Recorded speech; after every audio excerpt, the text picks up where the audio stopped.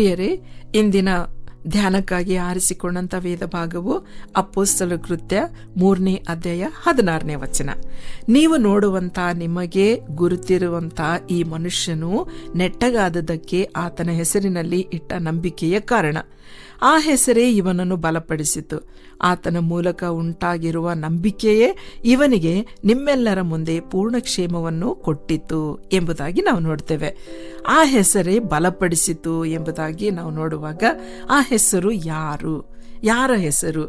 ಇದು ಯೇಸುಕ್ರಿಸ್ತನ ಹೆಸರಾಗಿದೆ. ಪ್ರಿಯರೇ, 40 ವರ್ಷ ಒಬ್ಬ ಹುಟ್ಟುಕುಂಟ, ಭಿಕ್ಷೆ ಬೇಡುವಾತನು. ಪೇತ್ರ, ಯೋಹಾನರು ಯೇಸುವಿನ ಹೆಸರಿನಿಂದ ಸ್ವಸ್ಥಪಡಿಸಿದಾಗ ಸ್ವಸ್ಥ ಹೊಂದಿದ ಕುಂಟನು ಪೇತ್ರ, ಯೋಹಾನರೊಟ್ಟಿಗೇ ಇರುವುದನ್ನು ಜನರು ನೋಡಿ ಆಶ್ಚರ್ಯಪಡುತ್ತಾ ಗುಂಪು ಗುಂಪಾಗಿ ಪೇತ್ರ, ಯೋಹಾನರನ್ನು ನೋಡಲು ಓಡಿ ಬರುತ್ತಿದ್ದರು.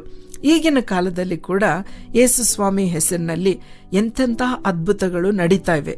ದೇವರ ಸೇವಕರನ್ನ ಅವರು ನೋಡುವುದಕ್ಕೆ ಅನೇಕರು ಕೂಟಗಳಿಗೆ ಅಟೆಂಡ್ ಮಾಡೋದಕ್ಕೆ ಹೋಗ್ತಾರೆ. ಯಾವ ಸಭೆಯಲ್ಲಿ ಹೆಚ್ಚು ಅದ್ಭುತಗಳು ನಡೀತಾವೋ ಆ ಸಭೆಗಳಿಗೆ ಜನರು ಹೋಗಕ್ಕೆ ಇಷ್ಟಪಡ್ತಾರೆ.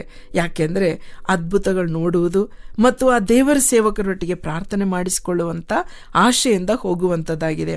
ಆದರೆ ಪ್ರಿಯರೇ, ಆ ಜನರನ್ನು ಈ ಸೇವಕರು ಹಿಂದೆ ಹೋಗುವಾಗ ಮಹಿಮೆ ದೇವರಿಗೆ ಸಲ್ಲಿಸಬೇಕೇ ಹೊರತು ತಮ್ಮ ಹೆಸರಿಗೆ ಮಹಿಮೆ ಸಲ್ಲಕೂಡದು ಎಂಬುವಂತ ವಿಷಯವನ್ನ ಸ್ಪಷ್ಟವಾಗಿ ಈ ವಾಕ್ಯದಲ್ಲಿ ನಾವು ನೋಡುವವರಾಗಿದ್ದೇವೆ.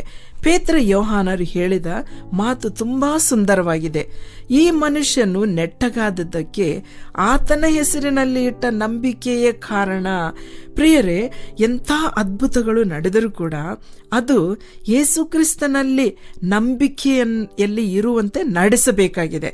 ಜನರು ಅದ್ಭುತ ನೋಡಿ ನಮ್ಮ ಕಡೆಗೆ ಬರುವುದಲ್ಲ, ಯೇಸುಕ್ರಿಸ್ತನ ಕಡೆ ಹೋಗುವಂತೆ ನಮ್ಮ ಸೇವೆಯು ಆಗಿರಬೇಕು.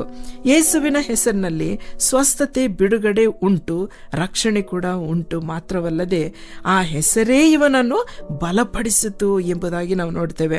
ಅವನು ಹುಟ್ಟಿದಂದಿನಿಂದ ನಡೆಯದಿರುವ ಅವನ ಬಲಹೀನ ಕಾಲುಗಳಲ್ಲಿ, ನರಗಳಲ್ಲಿ, ಎಲುಬಿನಲ್ಲಿ, ಮಾಂಸಖಂಡದಲ್ಲಿ ಬಲಪಡಿಸಿದ್ದು ಯೇಸುವಿನ ಹೆಸರು ಎಂಬುದಾಗಿ ನಾವು ನೋಡ್ತೇವೆ. ಅದು ಪೂರ್ಣ ಕ್ಷೇಮವು ಉಂಟಾಯಿತು. ಆತನ ಮೂಲಕ ಉಂಟಾಗಿರುವ ನಂಬಿಕೆಯಿಂದಲೇ ಈ ಪೂರ್ಣ ಕ್ಷೇಮವನ್ನ ಈ ಒಬ್ಬ ಹುಟ್ಟುಕುಂಟನು ಹೊಂದಿದ್ದಾನೆ. ಪ್ರಿಯರೇ, ನಾವು ಯೇಸು ಸ್ವಾಮಿಯನ್ನ ನಂಬುವಾಗ ಅದು ಇವರಲ್ಲಿ ನಂಬಿಕೆ ಉಂಟು ಮಾಡುವಂತೆ ಆ ನಂಬಿಕೆ ಯೇಸುಕ್ರಿಸ್ತನಿಂದ ಬರುವಂಥದ್ದಾಗಿದೆ.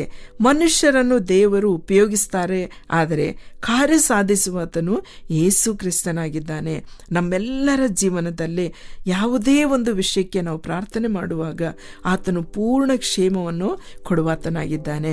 ಹಾಗಾದರೆ ಪ್ರಿಯರೇ, ನಾವು ಯಾವ ಹೆಸರಿನಲ್ಲಿ ಕೂಡ ನಂಬಿಕೆ ಇಡದೆ ಯೇಸುಕ್ರಿಸ್ತನು, ನಜರೇತಿನ ಯೇಸುವಿನ ಹೆಸರಿನಲ್ಲಿ ನಂಬಿಕೆ ಇಟ್ಟಾಗ ಆ ಒಂದು ಪೂರ್ಣ ಕ್ಷೇಮ ಎನ್ನುವಂಥದ್ದು ನಮಗೆ ಹೊಂದುವವರಾಗಿದ್ದೇವೆ. ಪ್ರಿಯರೇ, ಈ ವಾಕ್ಯ ದೇವರು ನಿಮ್ಮ ಆತ್ಮೀಯ ಲಾಭಕ್ಕಾಗಿ ಆಶೀರ್ವದಿಸಲಿ. ಈ ಕಾರ್ಯಕ್ರಮದ ಬಗ್ಗೆ ನಿಮ್ಮ ಅಭಿಪ್ರಾಯ, ಸಲಹೆಗಳು ಹಾಗೂ ಯಾವುದೇ ಪ್ರಾರ್ಥನಾ ಮನವಿಗಳಿದ್ದಲ್ಲಿ ನಮ್ಮ ದೂರವಾಣಿ ಸಂಖ್ಯೆಗೆ ನೀವು ಕರೆ ಮಾಡಬಹುದು.